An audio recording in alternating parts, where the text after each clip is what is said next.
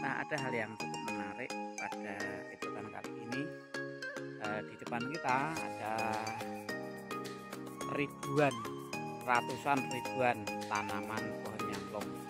Nah, pohon nyamplung ini ketika masyarakat belum tahu, memang dianggap sebagai tanaman yang hanya sebagai tanaman yang ada di hutan sana. Tapi ternyata tanaman ini bisa dikembangkan dan akan menghasilkan banyak hal. Salah satunya adalah ketika sudah sukses bisa menghasilkan minyak nyamplung. Nah, dalam kesempatan ini kita akan mengkulik sejenak tanaman berbentuk bibitan nyamplung ini agar kita lebih tahu dekat dengan pohon nyamplung yang ada di bibitan ini. Ini milik perusahaan PT PWN yang ada di Kalasan, Sleman, Yogyakarta. Seperti ini. Ini sedang disemai tanaman nyamplung ini. Pembuahan buahnya sudah kecil itu hingga dikemas dalam kemasan politik.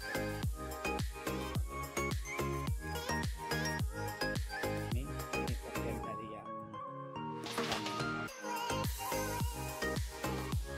memberikan pupuknya.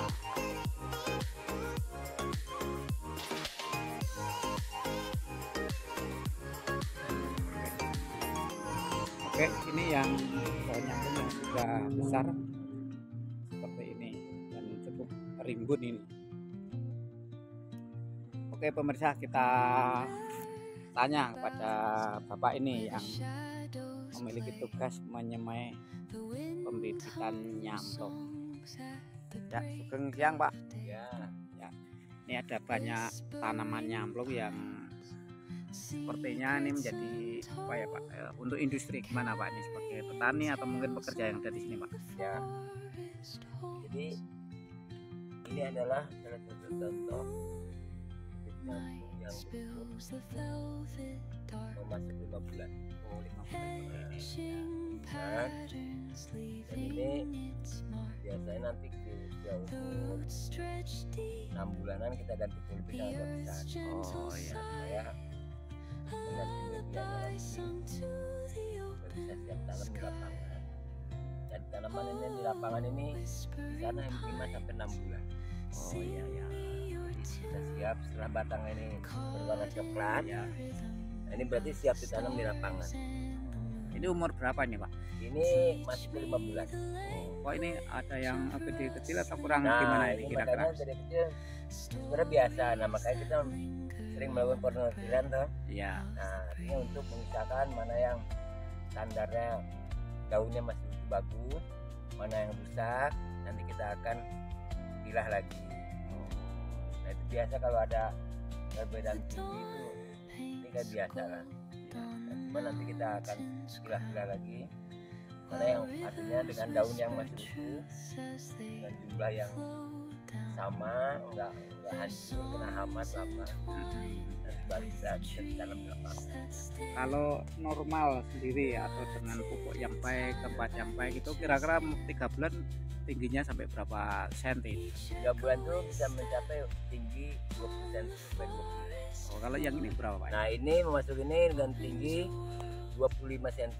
Oh, tapi ini termasuk Ini apa? sebenarnya masih dianggap normal. Oh, normal ya. Normal. Terus untuk dipindah ini apakah langsung diganti polybagnya atau pupuknya atau tanah-tanahnya? Enggak, biasanya medianya kita tambah lagi ke kompos. Komposnya, pupuk komposnya. Supaya ini kan masih dari mulai penanaman biji dengan media yang tetap, paling ada penambahan pupuk aja. Berarti dicampur lagi tuh. Nanti kita tambahin aja dengan media yang lebih besar. Nah, medianya itu sudah ada campuran. Oh, itu ya. Jadi agar subur ya Pak ya untuk tambahnya itu. Nanti bisa siap di lapangan. Kalau yang 1 bulan tuh kira-kira gimana, masih bibit atau gimana Pak? 1 bulan itu baru dia punya daun itu 3 pasang. Oh masih ini ya? Masih kecil lah, ada Ya. contohnya seperti sana. Oh, ya. Itu masih biasanya kalau masih hijau itu masih di bawah umur 3 bulan. Ya. Dengan batang coklat ini berarti di atas 3 bulan, tapi di bawah 3 bulan baru hijau. Ini Bapak ini sebagai ikut mengelola bahkan karyawan di perusahaan ini ya Pak ya? Ya, Nah, betul. ini untuk bisa apa ya, sebanyak ini apakah ini dari buah dulu atau gimana awal-awal ini dari sistem pembibitannya ini? Ya baik. Jadi di PT Padu ini yang mengikuti instruksi dari pimpinan PT Padu bahwa proses pembibitan ini kita dari buah yang memang punya varietas unggul. Nah, buah itu tadi hasil dari bibit benih yang memang bisa dipercaya dan memang juga punya unggul. Nah, itu kita produksi. Nah, pengolahannya yaitu dengan dipecah. Ya. Nah, bijinya itu nanti kita cemai dengan dengan media tanah dengan kompos 2 banding 1. Nah, itu dari mulai penanaman sampai umur seperti ini, yang kurang lebih 4 bulanan lah hampir rata-rata. Jadi mulai dari pemecahan terus dibikin apa ya, semacam kayak tokolan gitu ya? Ya betul. Itu dari bijinya itu setelah kita tanam sampai keluar tunas itu ya, kurang lebih 21 hari. 21 hari. Nah, Ya. jadi kita menghitungnya setelah dari tunas sampai sini itu berbulan.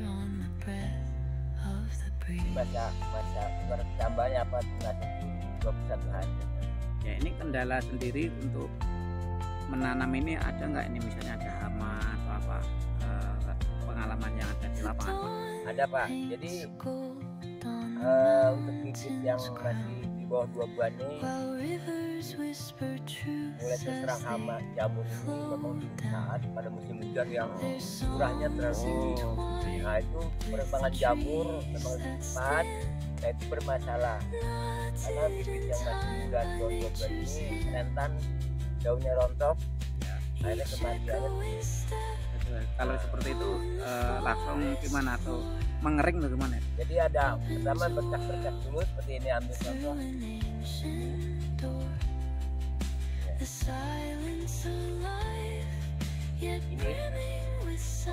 Nah, ini kena jamur. Oh ini ya, hitam ini Ya. ya. Jamur nanti ini pecah ini. Nah, ini nanti akan secara walaupun masih kelihatan hijau tapi akan rontok. Oh, jadi itu langsung mengering gitu Ah, ya? jadi ini mengering. Ini nanti akan patah daun. Nah, ini salah satu hambatannya, pertumbuhannya jadi agak lambat. Itu terus dipotong terus. Nah, ini biasanya kita lakukan pemotongan seperti ini. Nah, ini untuk mengurangi penyebaran Oh gitu ya. Jadi kebanyakan daun ya, seperti jadi ini. jadi itu langsung diamputasi ya Pak Nah, ya? amputasi langsung di karantina, nanti kita pisahkan sendiri, dikasih obatnya yang mengisi jamur kontak maupun sistemik ya kan dipisah. Nah, makanya kita berkala penelitian mana yang udah kena sebelum dan nggak penyebarannya. Untuk bisa langsung ini kan dipotong tadi, diamputasi, itu Ya. gimana pemulihannya tadi kan Ya, cara ininya nanti kita akan obati, nanti pemupukan juga ini otomatis nanti akan keluar daun lagi yang baru sini. ya. Jadi pupuknya ditambahin gitu ya Pak ya? Nanti kita karantina, ada kasih obat, kasih pemupukan lagi karena katakanlah ini tanaman sedang sakit ini. Oh ya.